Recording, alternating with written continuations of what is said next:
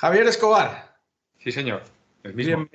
bienvenido, bien hallado. Muchas gracias. ¿Qué hace un señor tan elegante sentado aquí en un sitio de gente, gentuza de las carreras y los coches rápidos? Bueno, sí, pero perdóname las pintas, me he quitado la chaqueta, como es sábado, si no me hubiera puesto la chaqueta, pero como es sábado me la he quitado. Pues no sé muy bien qué hago aquí, porque la verdad es que a todos estos entrevistados de tus podcasts, automovilísticamente no les llego a la suela del zapato, o sea que no sé muy bien qué te voy a contar que le pueda interesar a nadie, pero bueno, vamos allá. Bueno, entiendo que estoy aquí porque he sido muchos años, desde hace ya muchos años, alumno de la escuela. Y piloto después, piloto de la escuela. Por eso. Tenía mucho interés en que estuvieras porque has hecho todo lo que hacemos nosotros en realidad. Empezaste en los track days con nosotros, absoluto y total novato. Correcto. Tienes una pasión por los coches que además quiero que cuentes porque me parece un ejemplo y tu manera de compartirla con la gente además me parece también una cosa que hay que celebrar.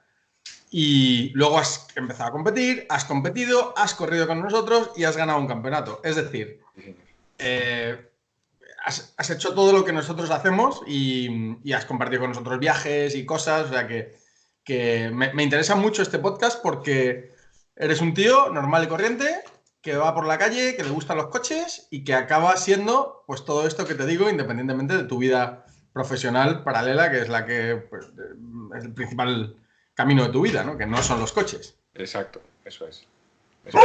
Cuéntanos, si mi perro Pues me deja. si nos deja el perro, sí. No, pues además es una historia, ya bueno, tú la conoces, es una historia un poco peculiar la mía, porque yo en mi entorno familiar no tenía afición a los coches, es decir, ni en mi casa ni mi padre le gustaban los coches, pero no como aficionado, sino como cualquier persona normal, ¿no? Sí es verdad que recuerdo de pequeño, mi padre trabajaba en una empresa en Pedro Domecq, que en sus tiempos algunos se recordará que patrocinaba a Gen Nieto. Entonces recuerdo ir muy pequeñito al Jarama a ver las carreras de motos y de hecho pasábamos a la zona de boxes porque, invitados por la compañía, ¿no? Y recuerdo que aquello me llamaba la atención. Pero luego no he sido especialmente tampoco quemado de los coches durante mi juventud, también porque lo veía como algo un poco inalcanzable, ¿no? Para mí comprarme un coche de joven, la verdad es que no era ni planteable, ¿no? Y de hecho empecé, cuando me saqué el carnet, descubrí que me gustaba la velocidad y empecé en motos. Yo empecé comprándome motos, de joven tuve, bueno, desde los 18 que me saqué el carnet, porque era la forma para mí de tener un vehículo con unas prestaciones razonables, pues con el dinero que en aquel entonces me podía gastar, ¿no? Entonces los coches para mí no es que no me gustaran, es que estaban fuera de mi esquema mental, ¿no? Y como tal los descartaba, o sea, no, ni siquiera entraban en mi... Y de hecho tú sabes que yo me compré mi primer coche, y eso sí, esperé a comprarme un coche bastante decente, con 30 años. Yo me compré un BMW, me acuerdo, 330, que en aquella daban 231 caballos, y en cuanto me lo compré, pues empecé a buscar la manera de entrar en un circuito. Nunca había hecho algo así, me llamaba mucho la atención.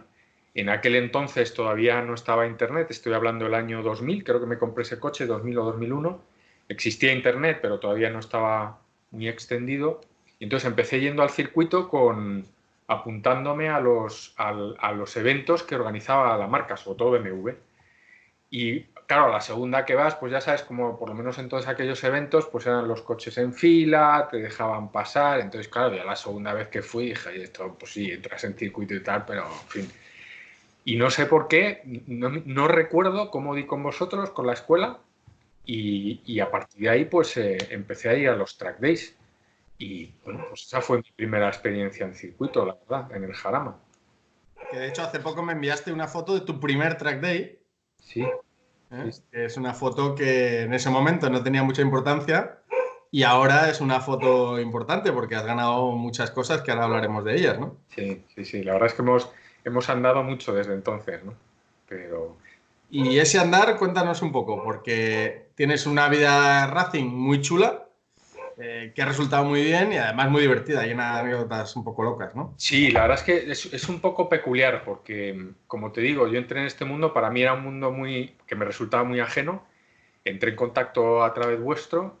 Yo lo voy a contar todo, ¿eh, Javi? Yo voy a hablar aquí para que la gente que nos vea lo sepa todo. Yo empecé yendo, como decía antes, a los track days, luego cambié de coche, me compré un M5 de la época, que era un coche fantástico, seguí yendo a los track days con vosotros, y un día, en un track day, tú recuerdo perfectamente además la conversación que me dijiste, oye, chaval, porque además llevaba, ¿te acuerdas? Llevaba las sillitas de las niñas, que entonces eran pequeñas, ahí con el M5 me faltaban los biberones en el maletero y tal. Y entonces me dijiste, oye, chaval, ¿a ti esto del circuito te mola y tal? Y yo dije, pues sí, me gusta, la verdad es que me gusta. Y me dijiste, pues deberías pensar en comprarte un coche de carreras. Y entonces yo en aquel momento entré medio en shock, porque claro, tampoco era algo, pues como me había pasado de joven con los coches, para mí lo del coche de carreras no entraba en mi esquema mental, ¿no? Y la verdad es que me rompiste los esquemas y me quedé pensando. Pero claro, así lo he hablado una vez contigo, te faltó ese paso de decirme, oye, si te interesa o lo consideras, me lo dices y yo lo soluciono. Y entonces, vamos tal, pero en aquel momento, bueno, yo me quedé un poco volado y entonces empecé a darle vueltas y por mi cuenta empecé a buscarme la manera de comprarme un coche y bueno, total, que acabé comprando un Clio, era un Clio 2 de aquella época, cambio secuencial, y entonces continué yendo a los track days con vosotros, pero con el Clio aquel amarillo, ¿no? Entonces además me llamaba Efi, que lo había encontrado, a Efi había dado a través de un amigo, en fin, todo un poco lioso, ¿no? Un poco raro. Pero bueno, ahí estaba yo con mi Clio amarillo y me lo pasaba fenomenal. Y entonces el salto a las carreras también tiene un poco de enjundia, porque yo a todo esto tengo un amigo, mi gran amigo Marco Saviocci, que por cierto me gustaría que algún día le conocieras, un tipo fantástico que yo había conocido por un tema de trabajo. Pues el tipo hablando de trabajo un día, no sé qué, hablando de coches, pues yo, y este había corrido el campeonato de Europa de GTs varios años. Y había corrido además con el hijo de Jean-Paul Belmondo y tal. Claro, a mí me parecía, ojo, el tío la bomba. Entonces empezamos a conectar con eso y bueno, también ayudó un poco a que nos hiciéramos más amigos porque, como te digo, le conocía de trabajo. Y entonces el tipo, cuando se enteró que en aquel momento él vivía en Dubái, de hecho fue el circuito de Dubái, lo habían inaugurado 2 o 3 años antes y él había trabajado muy de cerca con el circuito porque, como te digo, tenía mucha experiencia en tal y le habían contratado cuando se construyó, en fin, estuvo de manager una temporada allí. Y entonces ese año, esto fue en el 2009, yo me debí comprar el coche pues a primeros de año y fui a varios track days. Y Marco, en cuanto se enteró, me dijo, pues este año te vienes conmigo a correr las 24 horas de Dubái. Claro, jaja, sí, con Marco, jiji, jaja. Bueno, total que el pájaro va y me inscribe las 24 horas de Dubái. Y entonces yo no había, tú lo sabes, no había corrido en mi vida. Y claro, yo no sé si te lo llegué a decir o no, no me acuerdo, pero me debiste mirar con cara de estas gilipollas. Sí, recuerdo, porque además hubo que sacarte licencia internacional. Correcto, correcto, porque Que fue... requiere un palmarés. Y tú no solo no tenías palmarés, sino que no tenías ni una sola carrera Bueno, en tu vida. por no tener, no tenía ni casco. Ahora cuento lo del casco también, porque lo del casco tiene su gracia. Bueno, total que el pájaro me apuntó y esto me lo dijo a primeros de diciembre. La carrera, pues eso es, los primeros 10 días de enero, pues el fin de semana siguiente a Reyes, más o menos, ¿no? Y el tipo me dice, oye, que te he inscrito a las 24 horas de Dubái, vete sacando billetes y tal. Pues Marcos, si no tengo licencia. No, pues sácate la licencia. Claro, fui a la licencia, yo pensé, digo, no me van a dar una licencia, porque claro, licencia internacional. Sorprendentemente me la dieron. Me preguntaron además, me acuerdo cuando fui a la federación a echar los papeles y tal, si era para el Dakar. Me dijeron, ¿es para el Dakar? Y yo, ¿cómo no? No es para el Dakar. Y tal, me has visto cara de correr un Dakar a mí tal. Claro, todo eso a mí me daba la risa, ¿no? ¿Qué hiciste? Porque te dijeron palmarés y tú dijiste que en ese momento no te apetecía hablar de eso, ¿no? ¿O qué? Pues no me acuerdo, la verdad es que no me pusieron demasiadas pegas, yo eché la instancia y tal. Bueno, recuerdo que pedí, es verdad que no pedí la licencia internacional completa, sino que pedí una que había en aquel momento, no sé si existen todavía, que era para un evento. Era una esta específica, sí les dije que había entrado en circuito y tal, y que iba a las 24 horas de Dubái con, pues eso, con un grupo de amigos y tal, y sorprendentemente me la dieron, ¿no? Es verdad que la cogí solo para un evento, no era una licencia internacional de estas al uso. Y ahora si quieres hablamos de eso, pero es que no tenía ni casco. Bueno, el casco con el que había ido a los track days eran de mis cascos de moto, ¿no?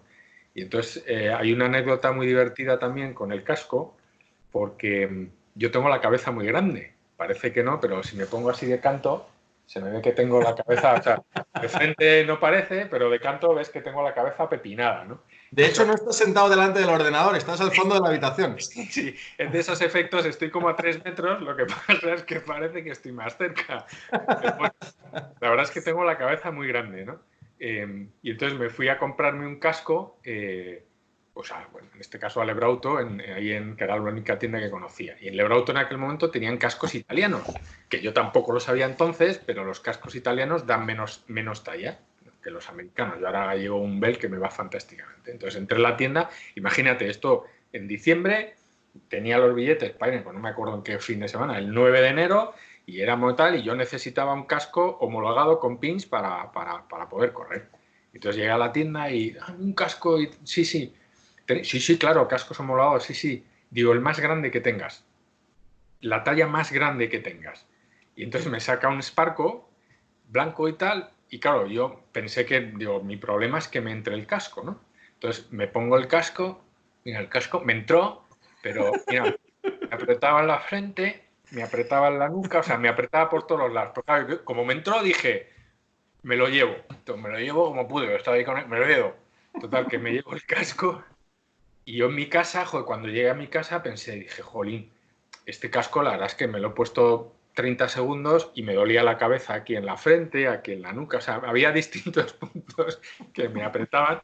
Digo, y una carrera de 24 horas, pues hombre, no sé, la duración del Steam, yo imagino que mínimo 1 hora y media y ya está, yo no voy a poder, porque me va a estallar la cabeza aquí dentro, ¿no?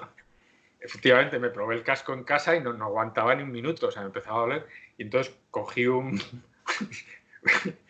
martillo de estos de cabeza de goma y todo el interior del corcho duro en los sitios donde me dolía, el casco nuevo, por dentro dándole golpes, y ya con eso conseguí que las zonas donde más me apretaba tal, y ya con eso conseguí el casco a moldearlo a mi cabeza. Hay que decir que no hagáis esto en casa, eso está absolutamente prohibido, vamos. Sí, eso es cargarse un casco, pero es que no me quedaba más remedio, era el único casco que había podido conseguir y eso y mi cabeza grande, ¿no? Luego, con el tiempo me he dado cuenta que los cascos, los americanos y los japoneses dan más talla.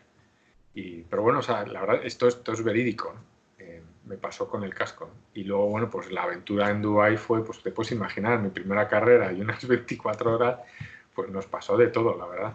Fue muy... Lo que pasa es que lo recuerdo con mucho cariño.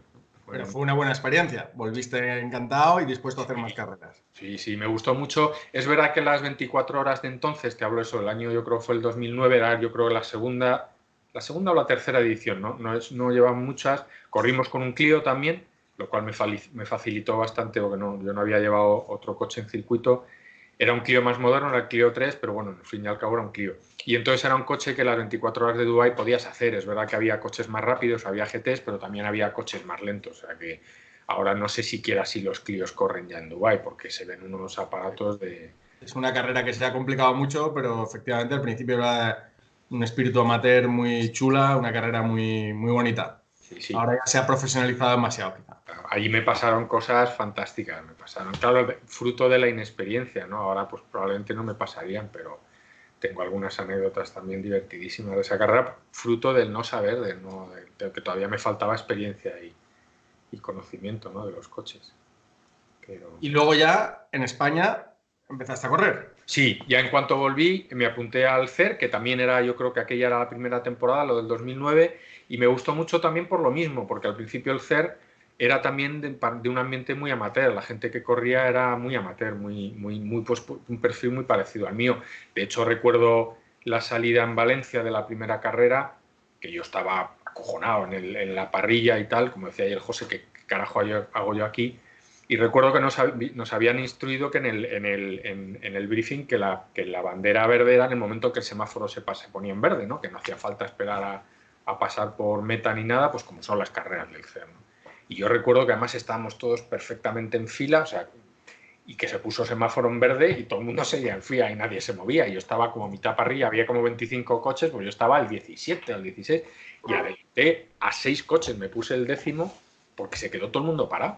Entonces, recuerdo esa anécdota como, joder, que todo el mundo éramos bastante, pues eso, de un perfil bastante novel, ¿no? Y eso me gustó. Es decir, hay que explicarle a la gente que hay gente novata siempre.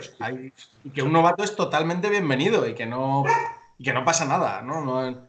¿O tú discrepas? ¿Encontraste alguna situación que te sintieras fuera de lugar o molestando a alguien o nada? No, en absoluto. Experiencias de esas en los años que corrí y eso, considerándome novato y bueno, en muchos aspectos todavía lo soy, ¿no? Pero no, nunca me he encontrado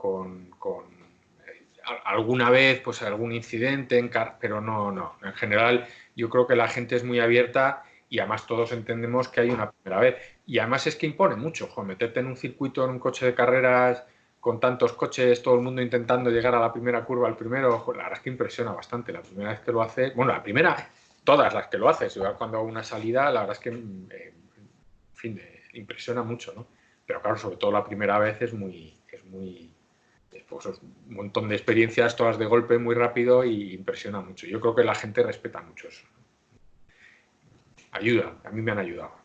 ¿Y qué tal te fue esa primera y segunda y tercera temporada? ¿Cómo fue? Mira, prácticamente las dos primeras las hicimos completas con el Clio y bueno, yo me divertí mucho. No soy una persona especialmente competitiva, pero eso no quiere decir que me guste perder. Es decir, que no soy de esos que va tal, pero me faltaba, yo corría razonablemente bien, pero estaba siempre a mitad de parrilla, la parte de atrás, no avanzaba. Me lo pasaba muy bien, pero no avanzaba.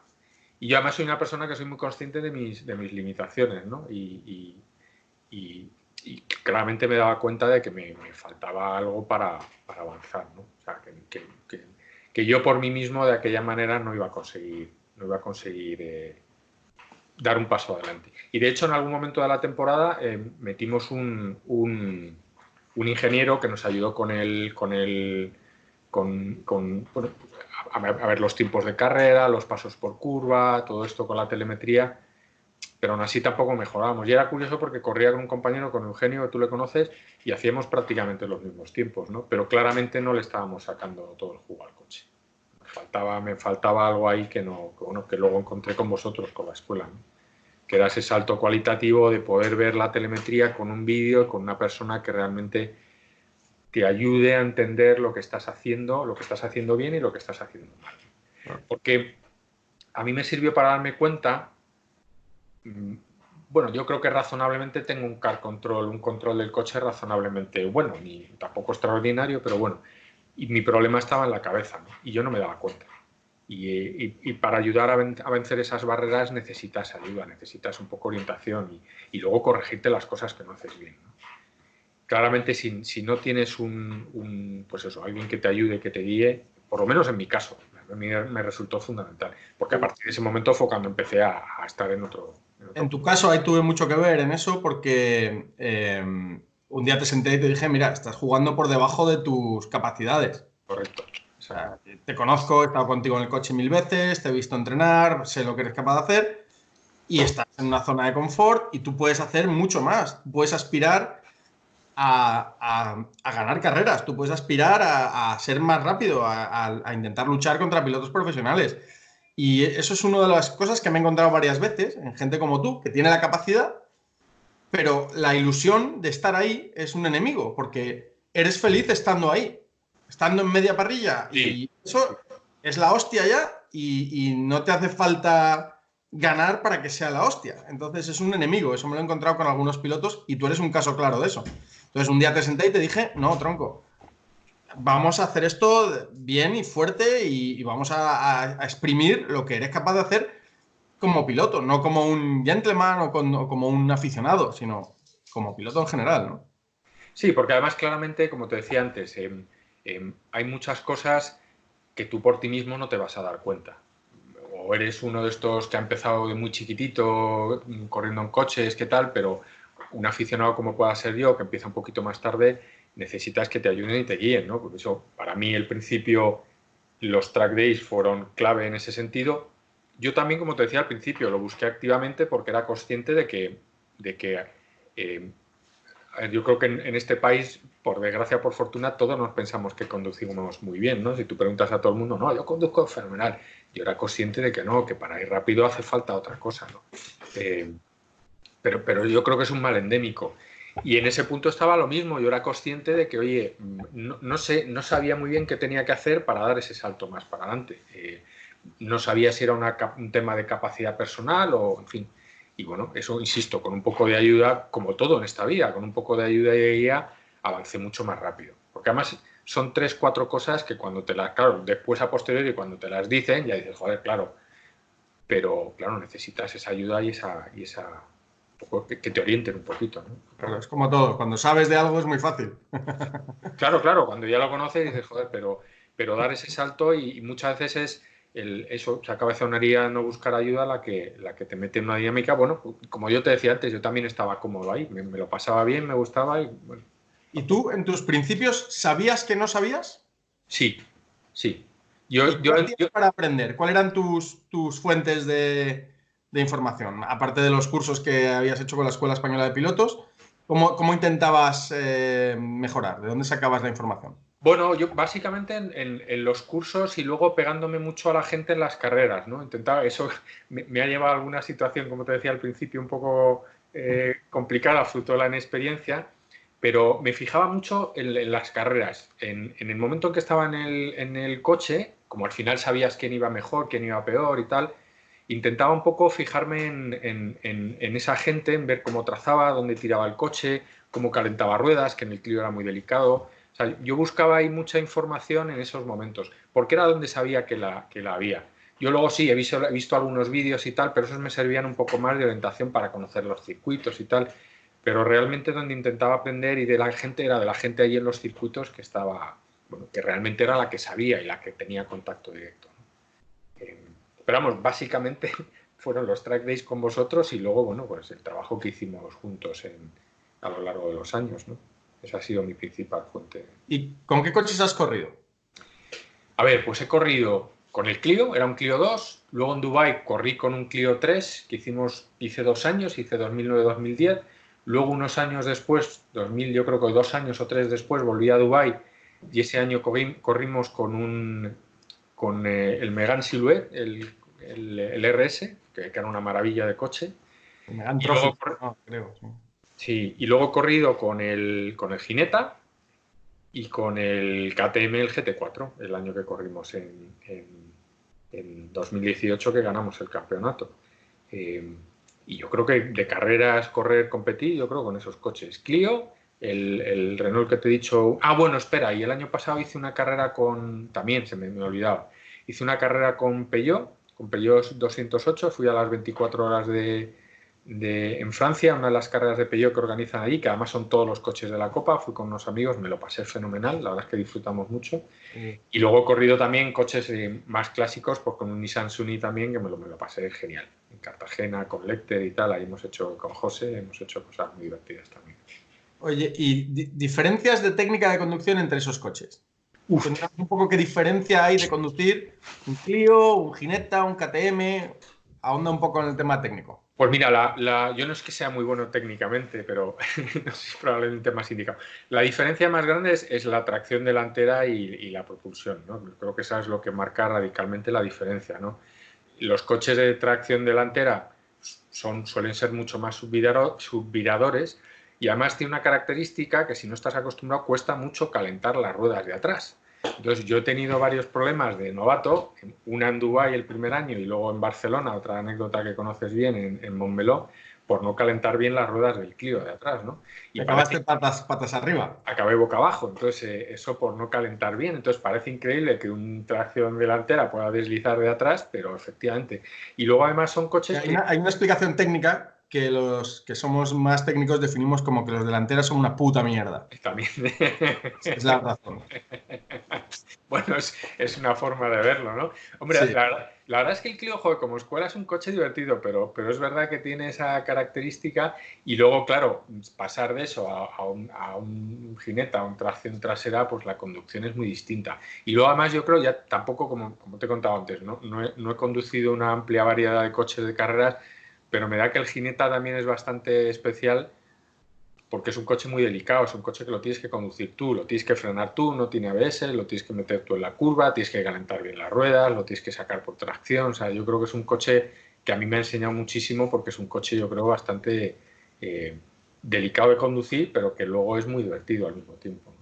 De hecho, el paso del Gineta al KTM te resultó facilísimo. Estabas en los tiempos del KTM en la tercera vuelta, ¿no? Gracias a que Sí, el Gineta es un coche muy difícil, ¿no? correcto. El KTM es un coche más fácil en ese sentido de conducir, tiene un ABS fantástico, permitía frenar muy tarde, no tienes, o sea, las reglas cambiaba solos, te tenías que preocupar de bajar, o sea, todo mucho más sencillo. También es un coche con más aerodinámica, el Gineta también la tiene, pero es más agarre mecánico, ¿no? De goma y tal.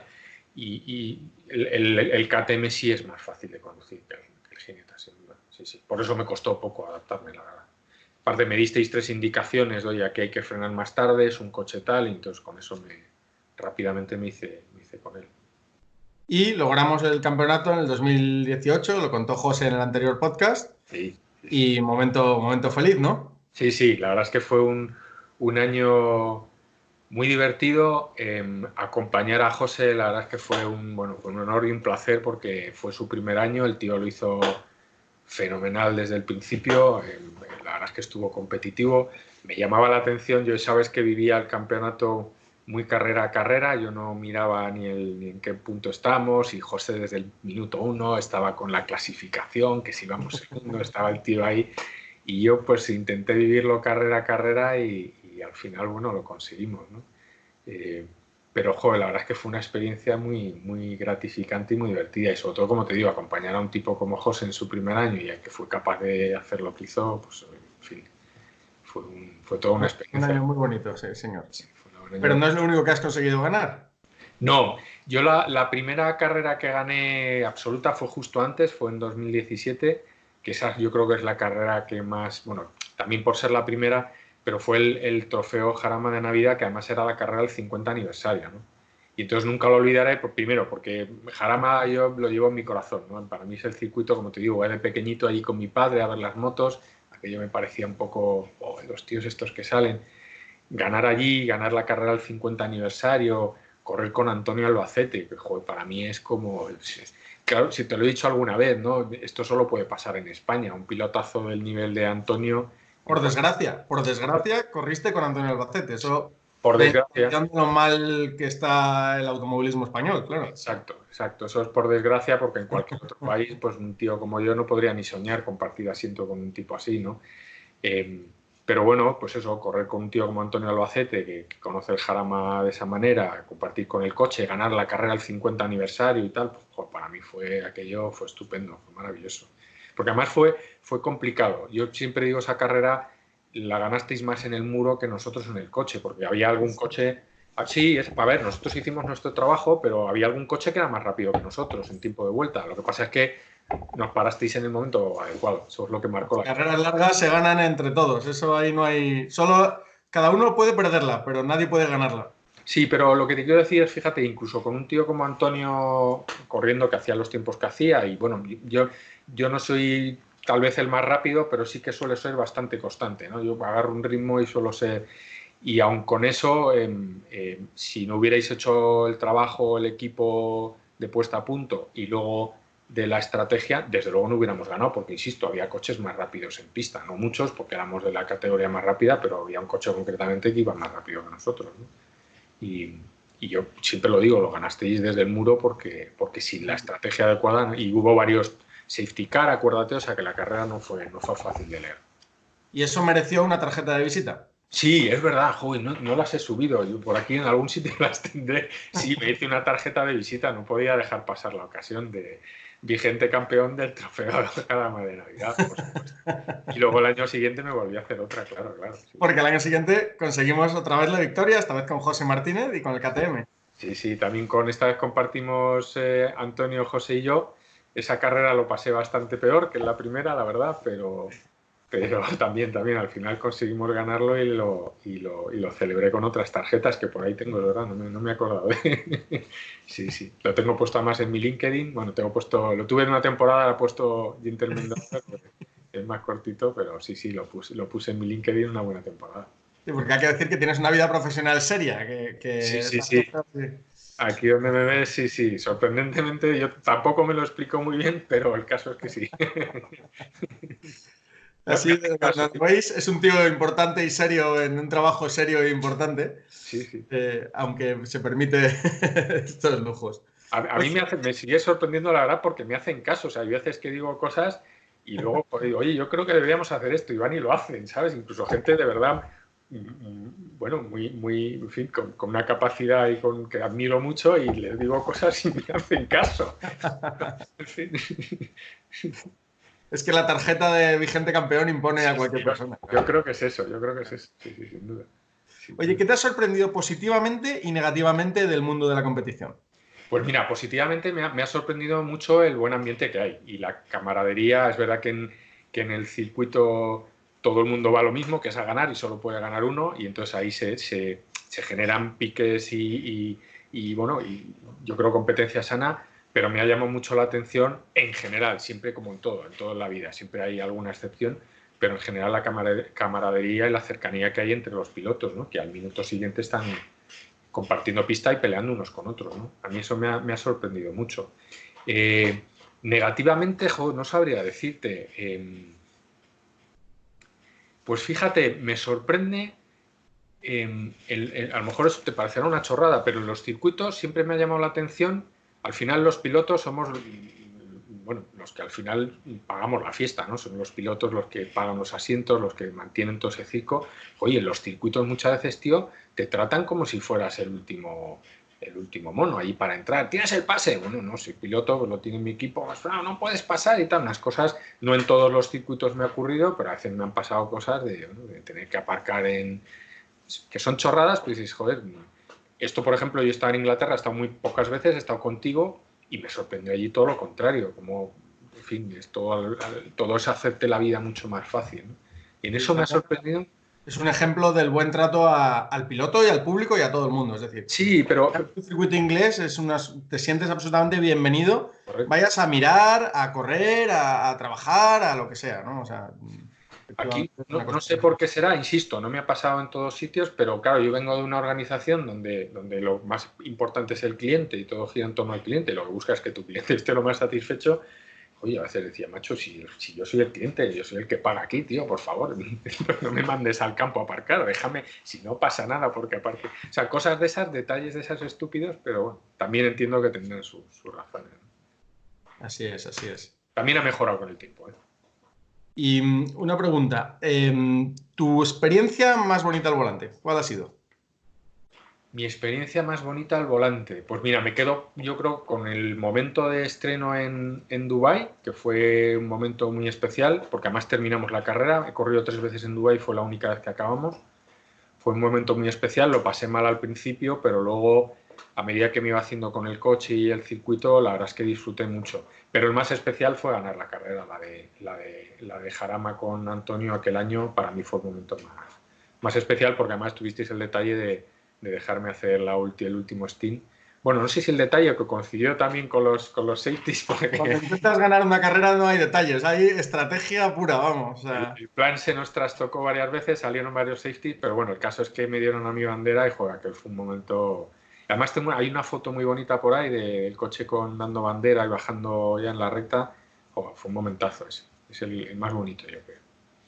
¿y peor momento al volante? Cuando Ivonne te echaba agua fría por encima, quizás. No, eso es maravilloso, por favor, eso lo contamos ahora. Oh. De hecho, yo ya no puedo salir a correr si no viene Ivonne. Ahora lo contamos. No, bueno, yo creo que fue un accidente. Tuve un accidente en Jarama. Además fue en una carrera de estas del campeonato del RACE. Con el jinete además me quedé... Yo estoy acostumbrado a hacer las carreras en salida lanzada, que eran las que había hecho en el CER, y en esta ocasión era salida de parado y se me caló el coche en la salida entre los nervios y tal. Claro, me quedé el último, afortunadamente nadie me pegó, sacaron rápidamente bandera, me pasaron. Y entonces, en cuanto conseguí arrancar el coche, claro, adelanté a 4 o 5 coches rápidamente, pero la subida a Pegaso, pues no me acuerdo qué época del año era, pero todavía hacía frío y había un poco de agua, y en cuanto metí en Pegaso y metí ahí a fondo, me giré, empecé a trompear y un coche que venía detrás literalmente se me subió por el capó estando de lado, entonces el capó saltó por los aires, creo que subió pues, no sé cuántos metros, aquello bastante espectacular, no me pasó nada, pero claro, se da la circunstancia de que mi mujer y mis hijas estaban en la tribuna de dentro del circuito, ahí pues eso, al lado ¿cómo se llama? El Le Mans, dentro del circuito. Claro, vieron el accidente, bueno, no vieron el accidente porque Pegaso no se ve, pero vieron aquellos trozos del coche saltar y tal. Entonces rápidamente me bajé del coche, el médico no quería dejarme ir, pero claro, me bajé muy rápido por el borde del circuito para saludarlas, para decirles, oye, estoy bien, porque la verdad es que fue bastante aparatoso, ¿no? Y de hecho mi hija pequeña me llamó la atención porque me dio la mano en ese momento y no me soltó la mano en media hora, la pobre. Yo creo que Hasta ayer. hasta ayer sí que ha cumplido casi 17 o lleva 10 años de la mano. Pero sí, fue un momento... Fíjate, más no tanto por miedo por mí, sino por oye, que están ahí mi mujer y mis hijas, joder, que se van a pensar, se van a llevar un mal rato, ¿no? Porque no, yo fíjate, los coches ahora son muy seguros, no he tenido nunca sensación realmente de hacerme daño, y he tenido eso, he acabado boca abajo, o sea, he tenido algunos golpes. Y una pregunta obligada, pero espero que la respondas bien y no como Chema. ¿Tracción o propulsión? No, propulsión, por supuesto. Sí, Bueno, sí. pues otro saludo a Chema Reyes, que no se entera de nada. Sí, sí. O sea, el de Chema no sé si lo he visto completo, pero igual es que no me acuerdo porque cuando llegué a ese punto lo corté. Es dramático, sí, desde luego en ese punto la gente debería cortar y no seguir viendo. No es aceptable, efectivamente. Oye, ¿simulador sí o simulador no? Simulador sí, pero para sacarle provecho a un simulador. Yo creo que en el simulador viene bien para algunas cosas, para aprenderte un circuito, sin duda, para entrenar la vista, que es muy importante. Es una de las cosas de esas que mencionaba yo al principio, que a mí me ayudaron a dar un salto, y eso en simulador viene muy bien. Ahora, a día de hoy, tal y como por lo menos los que tenemos al alcance del bolsillo en casa y tal, un volante, un asiento, todavía no tienen la experiencia, no tienen nada que ver. Yo no descarto con la tecnología que hay y a poco que vaya avanzando, que algún día seamos capaces de tener simuladores, lógicamente, que se mueva el asiento y que realmente tengas las sensaciones muy parecidas a las que tienes en un coche de carreras, ¿no? Yo ya sabes que el simulador me gusta, pero me pone nervioso porque no siento el coche. Yo en el coche de carreras lo conduces con las manos y tal, pero al final vas sintiendo lo que te va pasando, ¿no? Si el coche desliza, si estás bloqueando una rueda, eso lo sientes con el cuerpo, no con las manos ni con la vista, eso lo sientes tú porque vas sentado en él, ¿no? Eso en el simulador todavía no está. Ahora, eso sí, no descarto de que algún día esté, con la tecnología que hay. Sí. Es un poco quizá equivalente a la diferencia entre el sexo o el vídeos para adultos. Exacto, exacto. Es un poco una comparación de aquella manera, pero bueno, sí puede valer. Puede valer. No, son cosas distintas, ¿eh? El simulador también es muy divertido. Lo que pasa es que, claro, el simulador, primero, insisto, tú no sientes el coche. Para mí esa es la diferencia más grande. Lo ves y, bueno, en el volante un poquito, pero no es lo mismo. No sientes cómo se mueve, cómo puede bloquear una rueda, tal. Segundo, no tienes sensación de peligro. Tú en un simulador dices, pues no sé si esta curva es a fondo, pues la haces a fondo y si te estrellas no pasa nada, ¿sabes? Bueno, vuelves a boxes y ya está. En un coche de carreras, primero tu coco, tienes que vencer a tu coco, que en mi caso mi problema es mi coco, convencerme y, bueno, dar ese salto de voy a hacerla a fondo para probar y luego claro que las consecuencias si no lo haces bien no tienen nada que ver. Con lo Entonces, cual no es automovilismo. no. Ahora mismo no es automovilismo. Y incluso el día ese, yo creo que habrá algún día que tengas las mismas sensaciones y tal, pero claro, no te vas a hacer daño, no vas a estropear un coche o a romper o hacer un estropicio como el que haces en un coche de carreras, ¿no? Si te equivocas, no tiene nada que ver. Oye, mejor piloto contra el que has corrido. ¿Algún piloto te ha llamado la atención mucho de su manera de ser, de su actitud, de Bueno, sus a ver, habilidades? yo admiro a mucha gente que corre en España, mucha gente con la que he corrido, es difícil elegir uno. Tal vez Antonio Albacete es un tipo que me llama la atención porque me parece, yo no soy un experto ni tal, pero me parece que es un fuera de serie el tío y luego es un tío fantástico, ¿no? De un trato cercano tal, y además he tenido la suerte, como decías antes, por desgracia, porque indica el automovilismo español donde está, pero he tenido la suerte de correr con él y es un tío estupendo dentro y fuera de pista, ¿no? ¿Y algún piloto tienes admirado o no? ¿Tú no tienes ídolos en el automovilismo o sí? Sí, hombre, a mí me gusta mucho, y a lo mejor esto genera tal, yo soy muy alonsista, a mí me gusta mucho Fernando Alonso, porque me parece un muy buen piloto, es un piloto extraordinario, pero además me parece un tío currante, creo que es un tío que es bueno como piloto dentro de pista y también fuera de pista. Yo creo que sabe trabajar con el equipo, sabe trabajar al coche y seguro que hay mucha gente que discrepa de esto, ¿no? Pero a mí me parece un piloto muy completo y sobre todo muy currante. Y mira, me gusta mucho también Carlos Sainz, hijo, porque creo que es un tipo discreto y me parece muy currante también. Creo que el tío, bueno, de casta le viene al galgo y probablemente el padre tenga mucho que ver en esto, ¿no? Pero yo creo, me da la sensación que es un tipo currante. Comparto lo de Sainz Jr., lo comparto. Soy un absoluto fan de ese chaval y creo que todavía nadie se ha dado cuenta de lo que ese chico va a hacer. Bueno, ha hecho este año algo Son muy extraordinario. buenas cosas, pero está, yo creo que abocado a hacer cosas muy, muy grandes. Yo creo que ese chaval, nadie de momento ve lo que va a ser capaz de hacer. Y luego Sí, Alonso, efectivamente, nadie había dicho Alonso en este podcast y me da mucha rabia porque tienes toda la razón. O sea, es absolutamente el ejemplo, el piloto a admirar en nuestro mundo. sí. Es la leche en todos los aspectos y efectivamente me acabo de dar cuenta que nadie ha dicho Alonso en ningún momento en todo lo que es podcast que llevamos y lo merece, pero 100%. Sí, a mí de Alonso me gustaría, bueno, por un lado charlar con él, porque creo que se equivocó, entender por qué cambió de equipo en los momentos en que lo hizo, ¿no? Yo creo que en eso se ha equivocado.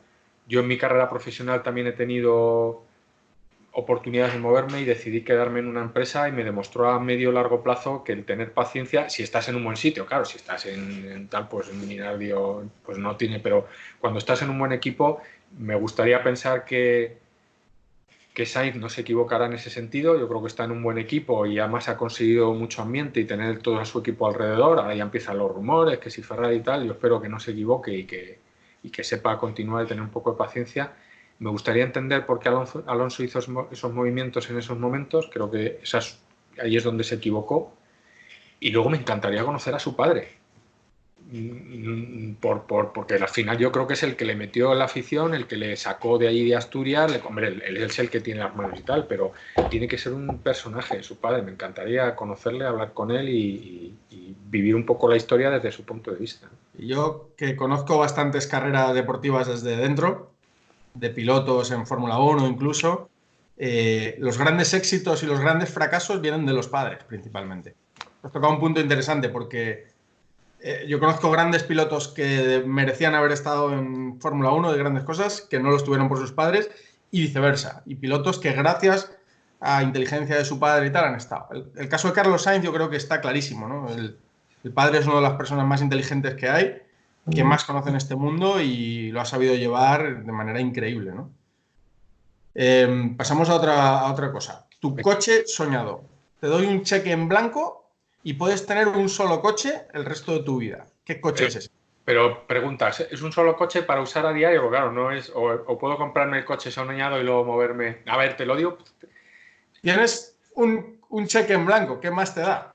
Para mí es muy difícil elegir, ¿vale? Yo siempre confieso, yo en esto de los coches creo que para gustos los colores, hay gente que le gusta más Porsche, hay gente que nos gusta más Ferrari, hay gente... O sea, fíjate, yo me haría, pediría, si de verdad tuviera un cheque en blanco, pediría a Ferrari que me hiciera un one-off, como de esos que hace, como le hizo a Eric Clapton y tal, con un chasis moderno, un F8 tributo de motor central, pero con un motor atmosférico. Con el motor del 458 o un 458 a poder ser mejorado, pero le pediría que me hiciera el V8 atmosférico. Yo creo que ese sería mi coche ¿Y soñado. esa carrocería inspirada en qué? Porque tienes que darle una pauta. Bueno, no lo sé. Yo creo que El Dacia Logan nuevo es muy bonito. Yo creo es que chulo, estaba pensando ese, o el Renault este, el Twingo antiguo, o el Sanyong este grandote, cualquiera de esos me valdría. el San John grande es muy bonito. Ese sí que de verdad merece. Creo que sin duda, sin duda. Y el Twingo primero también, aquel de los faritos ese, o no sabía si estaba de frente o de espaldas, la verdad es que era un coche también muy interesante. Además, con un V8 de motor central sería también maravilloso. Oye, ¿y qué coche conduces a diario? Pues mira, tengo un Alfa Romeo Giulia, cuadrifoglio verde. Cuadrifoglio, como decía el otro, el quemado ese que anda por ahí. Sí, es un coche fantástico. Me encanta, lo disfruto mucho. Es de las primeras unidades, es manual y me gusta muchísimo. La verdad es que lo O sea, disfruto. berlina de 510 caballos, ¿no? Es un coche, es una berlina. pero dentro de que es berlina no es demasiado pesado, hombre, no es un coche ligero, pero bueno, tiene algunas piezas en fibra de carbono, el techo, la tapa del maletero y tal, o sea, que han hecho cosas ahí, y es un coche que se nota, insisto, no es un coche ligero porque tal, pero yo que he conducido otras berlinas y tal potentes, son mucho más pesadas y este se nota un coche ligerito y por tanto se disfruta mucho más. Y además, al ser un alfa, tienes siempre la emoción de saber si va a arrancar o Bueno, no, claro, claro, sí, o va sí. a funcionar el limpiaparabrisas o no. La verdad es que se ha portado bastante bien conmigo, pero sí, siempre tienes eso tal, de vez en cuando te empiezan a salir esto en el cuadro de no funciona tal, y bueno, no haces ni caso, llegas, paras y ya está, luego arranque, no hay ningún problema. Pero sí, sí, siempre tienes un poco, eso me ha pasado en general con los italianos, ¿no? Yo que he Sí, es tenido... una parte, es una manera de disfrutar de los italianos. Y Sí, yo sí. hace poco en un coche igual hice un viaje y fallaron 4 cosas en el viaje de 400 kilómetros y el dueño lo calificó como un buen viaje. Solo han fallado 4 cosas. Cuatro cosas. Pues sí, no me extraña en absoluto, pero bueno, es la magia que tienen también. Pero no sé, tienen algo, tienen...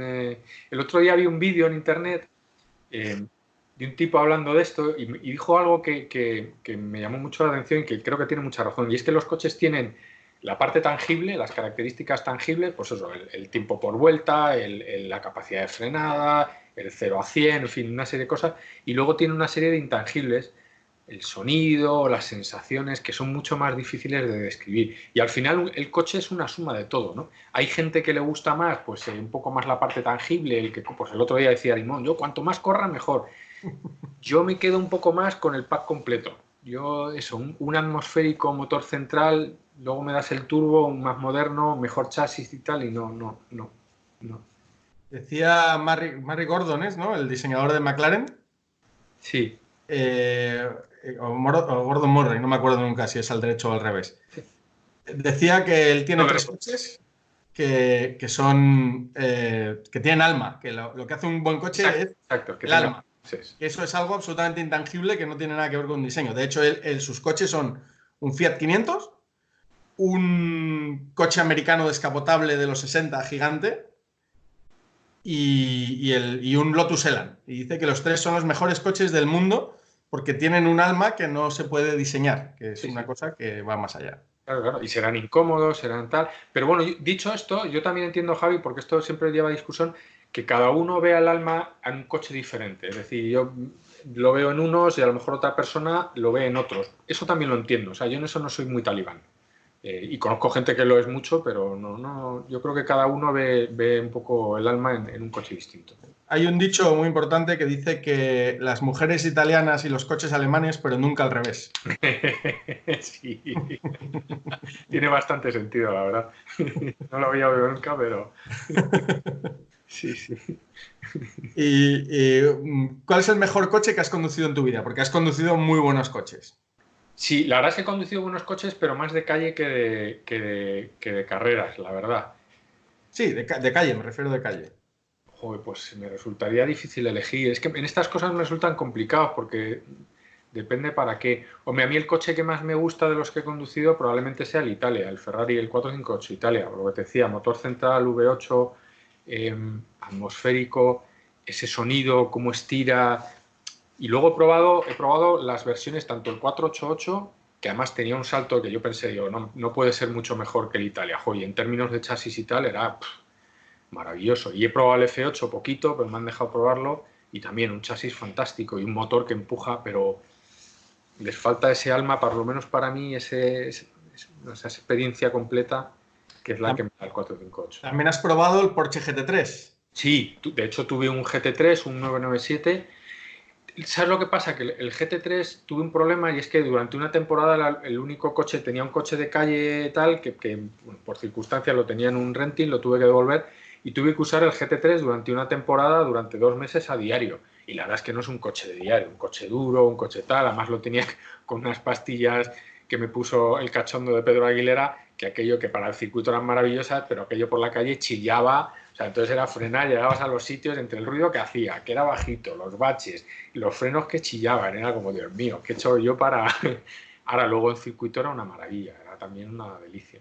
Pero Pero mejor el Ferrari. sí, Vamos a darle un poco de caña, porque todo el mundo aquí dice que su coche soñado es el GT3 y vamos a dar un poquito de caña. no, el Ferrari me quedo sin duda. Como te digo, insisto, si alguien me viene, pues yo el Porsche, pues no tengo nada que decir. O sea, me parece totalmente... Nada. Javi Escobar dice que el GT3 es una mierda. No, hombre, Todos los anteriores tampoco, podcasts.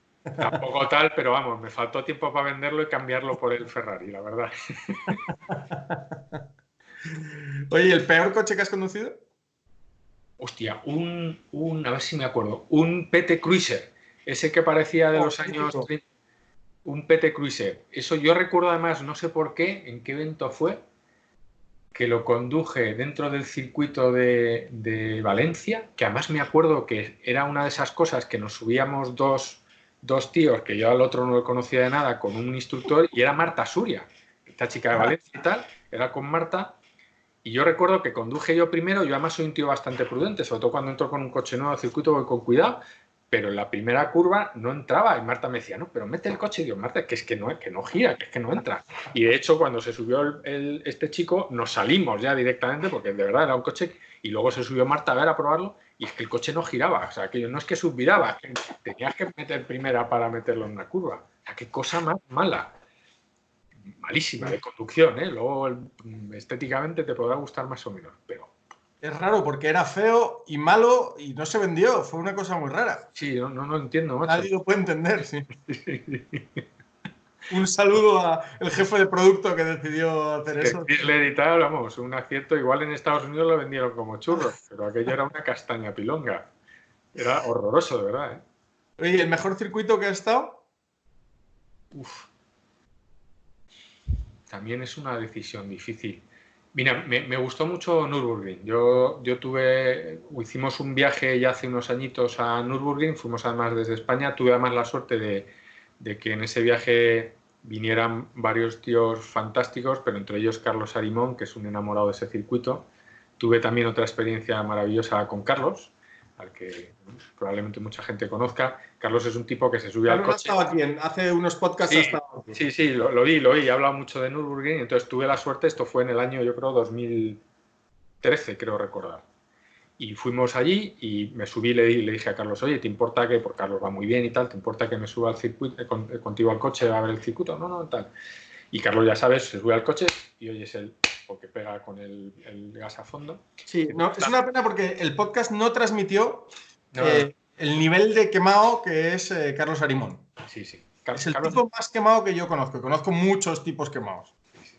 Carlos, te subes con él en el coche y entonces mete primera y oyes, porque da con el coche a fondo, mete marcha y entonces es constante. Entonces, bueno, yo iba allí en mi tal, pues me sentía muy seguro, Carlos conduce muy bien, pero Nürburgring a mí me gustó mucho porque es un circuito muy cambiante, muchas subidas, muchas bajadas y tal, pero claro, es un circuito larguísimo, muy difícil de aprenderte y muchas veces no ves para dónde vas, ves que es un cambio rasante, vas subiendo y entonces una de esas subidas me dice Carlos, Javi, ¿yo qué? La próxima era a derechas o a izquierdas. Ni puta idea, Carlos. Yo creo que era a izquierdas y tal. Claro, yo pensando, por Dios, porque claro, a todo esto cualquier ser humano hubiera levantado el pie y hubiera dicho, bueno, voy a comprobar si era... Yo creo que era izquierda, se situó a la derecha de la pista y yo diciendo, Dios, era izquierda, ¿no? Y afortunadamente la curva era izquierdas, pero... Además el tío decía aquello de con fe, con mucha fe, ¿no? Y tal. Joder, con mucha fe, pero como sea derecha nos van a recoger con cucharilla de aquí. Porque claro, ese circuito además es de talas barreras a 3 metros. Pero recuerdo aquella experiencia, vamos, aquello se me quedó grabado. Probablemente sea, el día que me muera, sea lo último que vea en mi vida, de esa derecha o izquierda, y yo, Dios mío. Sí. Hay que decir que Carlos Arimón, que su podcast fue muy decepcionante porque no transmitió su nivel. Sí. Yo claro, recuerdo también una vez ir por carretera, por Alemania, por supuesto, porque aquí sería delito, claro. que íbamos a una carrera a Almería, pero pasamos por Alemania, y yo, que soy un tipo prudente en la carretera, iba a mis 140, 150, cuando miro por el retrovisor y aparece un Porsche 968 a unos 265, que era su velocidad máxima. Y entonces, claro, por supuesto sabía que era él. Yo iba en un Honda Civic. Cuando lo veo llegar, digo, ¡ah! Y me meto delante de él para joderle, que él no reconocía mi coche.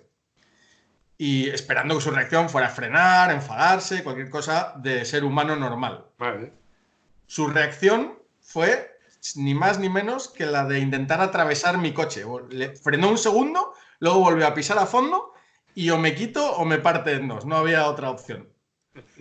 Así que sí, eso, todo esto en Alemania, por supuesto. Sí, yo aquella, sí, la verdad es que no me extraña mucho. A mí me llamó la atención que me dijera, o sea, que me hiciera la pregunta, pero en ningún momento levantó el pie del acelerador. O sea, cualquier ser humano hubiera dicho, coño, no me acuerdo, no. Dijo, yo creo que es a izquierdas, con mucha fe, decía, además, con fe, con mucha fe. Yo decía, no, con fe, en fin. Aquello fue así, sí.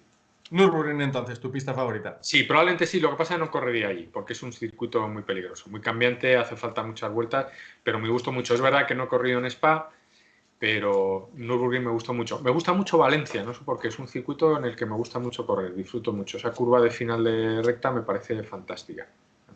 Y luego, a ver, eso como circuito para correr. Yo el circuito que llevo en el corazón es el Jarama, es mi circuito, es mi casa, pero eso por todo lo que le rodea. Sí. Oye, y 1 hora con cualquier coche en cualquier circuito. ¿Qué coche y qué circuito? Pues mira, me gustaría conducir un Fórmula 1 a poder ser un V12. Un V12, bueno, me valdría un V10 del orden. Oye, lo has hecho, no lo has dicho en los coches que has conducido, has pilotado un Fórmula 1. Sí, lo que pasa es que eso fue en esa época que compré el coche, que todavía no os conocía a vosotros y que buscaba meterme en circuito como fuera.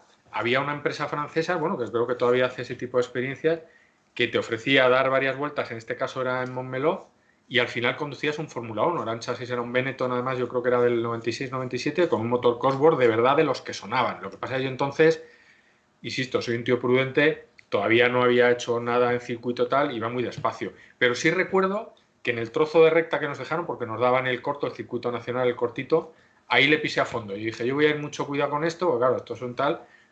Pero yo ese sonido, tío, aquel motor aullando, bueno, lo recuerdo. Entonces, si me dieras la oportunidad, un Ferrari de esos, un V12, me valdría V10, que es un poquito más moderno de los de Schumacher, en un circuito grande, en un Montmeló o algo así, donde pudiera un poco, ahora que tengo un poquito más de experiencia, podría... Es verdad que seguro que no le sacaría todo el juego, pero solo con oír ese motor, yo recuerdo, joder, que a mí el sonido del coche es muy importante. Yo recuerdo una temporada, yo fui socio del circuito de Barcelona varios años, fui a la Fórmula 1 y yo me acuerdo cuando me acercaba al circuito y oías de lejos los motores, los coches aullando, pues solo de pensarlo se me pone la piel de gallina. Y es el sonido, no me preguntes por qué. Es algo que los jóvenes no podrán vivir nunca ya, me da la impresión, sí.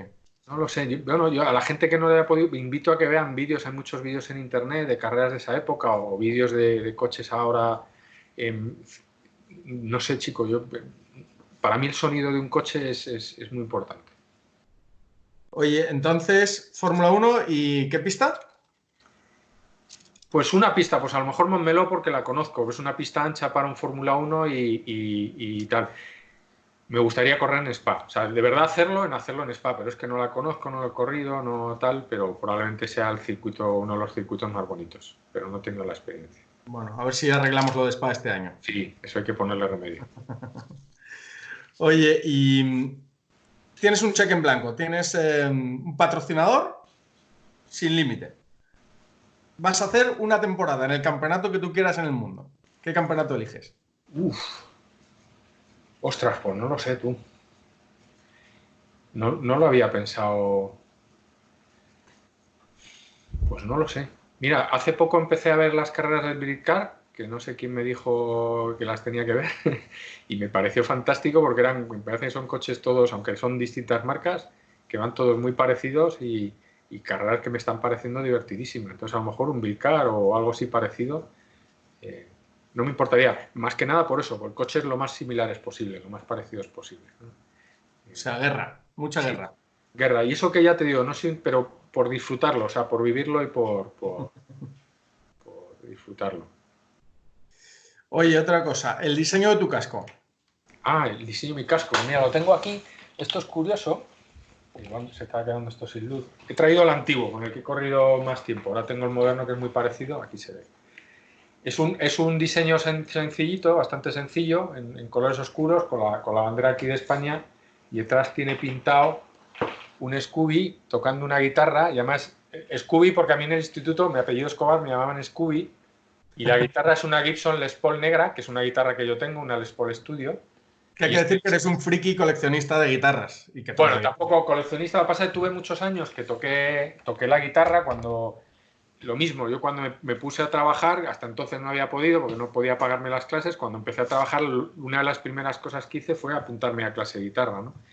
Y toqué muchos años guitarra clásica, luego pasé a la guitarra eléctrica y tengo varias guitarras, tampoco que tengo una colección, pero sí, tengo ahí un puñadito de guitarras chulas. Y por eso el diseño y luego por aquí arriba pues pone el nombre de mi mujer, de mis hijas y tal. Muy bien. ¿No tiene ningún motivo para insultar a ningún país o etnia como el de Chema Reyes? No. La verdad es que no. Te pone la banderita de España, que bueno, yo entiendo que puede haber alguna gente que lo ofenda, pero eso sí, lo ofende a alguien que se joda. La bandera de mi país, entiendo que eso no debería ofender a nadie. No tiene nada insultante. No.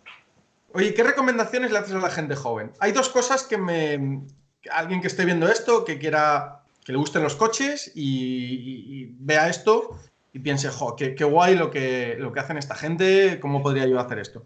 ¿Qué consejos das? Y aquí déjame puntualizar dos cosas.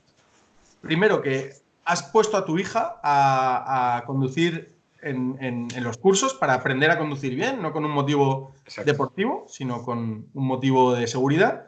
Y dos, haces una cosa con la gente que quiero decir aquí, que me parece preciosa, que es que conduces buenos coches y cuando encuentras a alguien mirando el coche, les das una especie de charla motivacional de vida que me encanta, que es, ¿te gusta? Pues tú puedes tener uno. Sí, bueno, ¿sabes lo que pasa? Que, bueno, lo he comentado un poco al principio, yo no me pude comprar mi primer coche hasta los 30 años, ¿no? Hasta entonces, como te decía, al principio es que no entraba dentro de mis posibilidades, por lo tanto lo tenía un poco separado. En cuanto pude, pues lo hice, ¿no?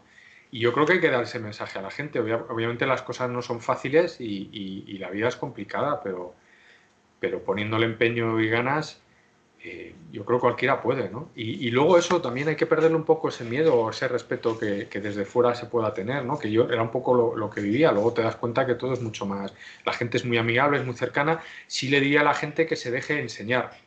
Bueno, vosotros en los track days, yo siempre lo he dicho, a mí me sorprende y admiro mucho a todos los monitores porque se suben con muchísima gente en los coches. Y dentro de ese grupo de gente hay gente que se deja enseñar y hay gente pues que va a ir a los track days pensándose que es Ayrton Senna, ¿no? Y luego meterte en un... Oye, yo he visto a un tío no terminar una vuelta en un Ferrari, meterse en el Jarama y en eso, en Pegaso, ahuecar y estrellar un Ferrari de morro contra... Bueno, dejar el Ferrari destrozado, ¿sabes? Entonces, claro, tío, a mí eso no entra en mi esquema mental. Es un tío muy... Joder, te subes a un coche, no es tuyo, no has entrado en circuito, primero con cuidado y luego vas poco a poco, ¿no? Entonces entiendo que eso, como este que yo vi, pues habrá muchos, ¿no? Entonces yo le recomendaría, oye, de verdad, si hay mucho que aprender, hay mucho que crecer, déjate enseñar, ¿no? Déjate aconsejar y haz caso a lo que te dicen. Y desde luego que lo hagan. Sí, luego claro que lo hagan. Yo entiendo que eso tampoco es fácil a veces. Yo mi problema principal en el coche, tú lo sabes, es el coco más que otra cosa, ¿no? Muchas veces, como he empezado tarde, yo entiendo también que eso es a lo mejor, si lo haces más desde pequeñito, pues te sale más natural o te hace falta menos. Yo cada vez que me subo a un coche de carreras me hace falta una adaptación, ¿no? Y tú muchas veces me lo dices, tienes que salir desde el minuto 1 a saco, porque es que si no te cuesta luego mucho, y es verdad, ¿no? Pero es una barrera mental, ¿no? Y entonces entiendo que hacer lo que te dicen a veces no es fácil, ¿eh? Esa curva, la curva Barci, esa es a fondo. Hostias, no es a fondo porque lo dices tú, pero a mí me parece que no lo es. Entonces romper ese tal y hacerla a fondo, claro, cuando la has hecho una vez a fondo dices, coño, es verdad, es a fondo. Pero claro, tienes que hilar muy fino y la primera vez, a mí personalmente eso me cuesta un montón. Es lo que más me cuesta. Hay una ventaja aquí, que es que nosotros hemos trabajado muchos años con pilotos jóvenes, camino de Fórmula 1, en Fórmula 3 y fórmulas de mucho tipo.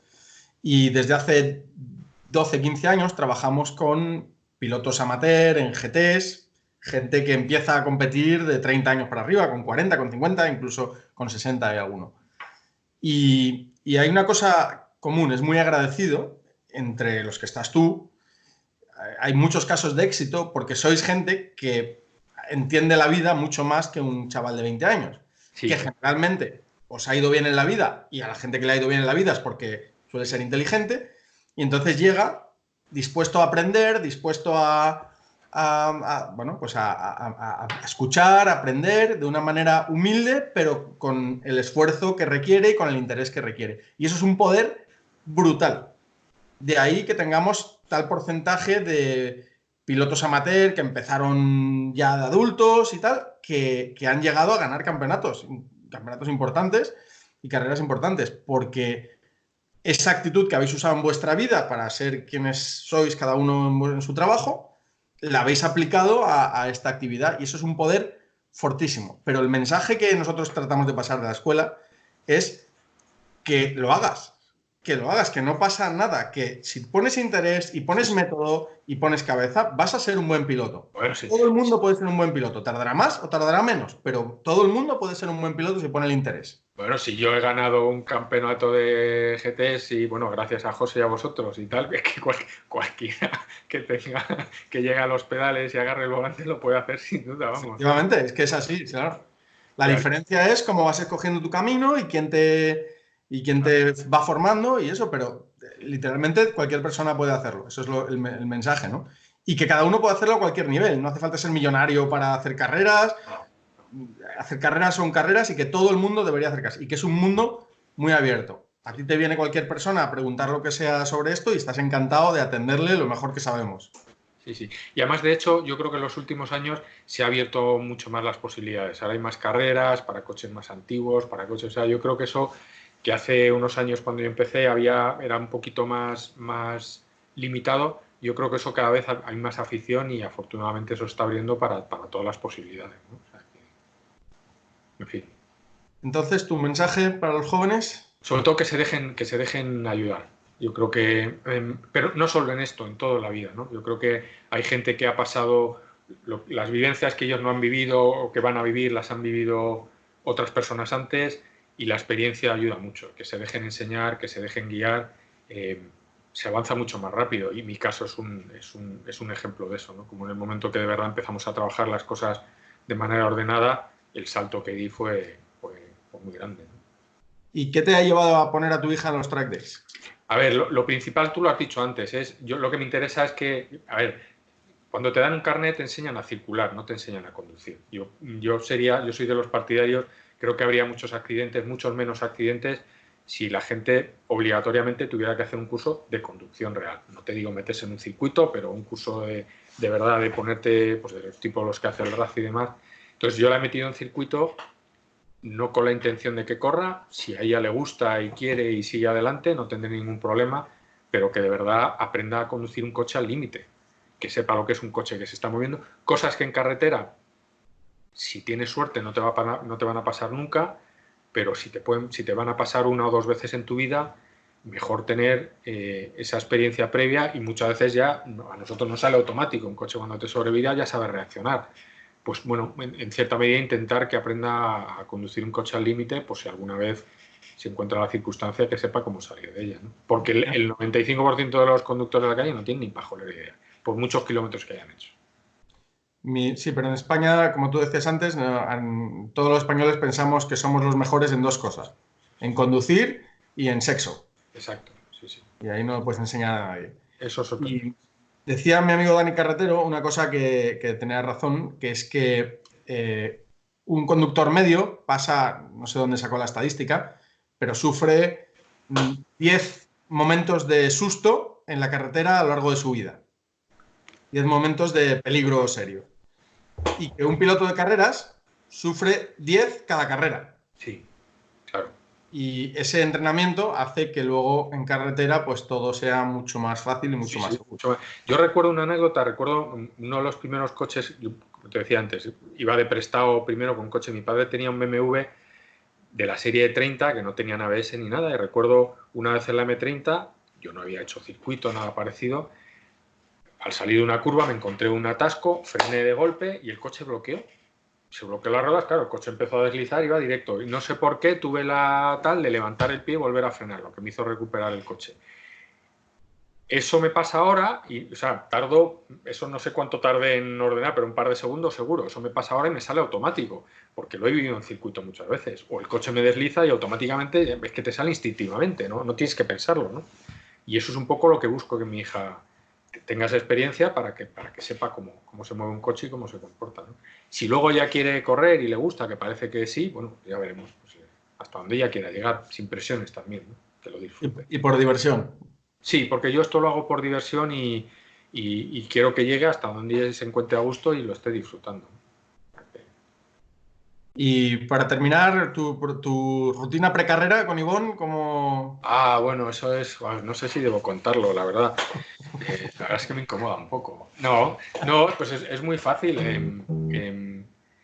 Además, José lo contaba en su podcast el otro día, ¿no? En carrera, sobre todo el Gineta, además, que es un coche que tienes el motor delante y demás, se pasa mucho calor. Es mucho calor, ¿no? Y además, cuando estás corriendo, como estás en tensión, no te das cuenta, ¿no? Como contaba José, cuando ya te relajas es cuando te da el bajón, ¿no? Y entonces, una cosa, yo siempre, pues además, al principio de mi carrera me pasó algo parecido a lo de José, yo ahora me hidrato mucho, pero vosotros me enseñasteis, oye, también mójate el casco, mójate tal, y es verdad que eso refresca mucho. Literalmente, en días de calor y de carreras largas, mojamos como si hubiéramos caído a la piscina. Entras al coche mojado completa y absolutamente, para que el sudor no tenga que estar mojando la ropa. Eso es. ¿Qué ocurre? Que con el coche simplemente un día de calor, con la vuelta de formación, bueno, no la de formación, la de vuelta para entrar para situarte en parrilla, prácticamente aunque te hayas mojado, estás seco.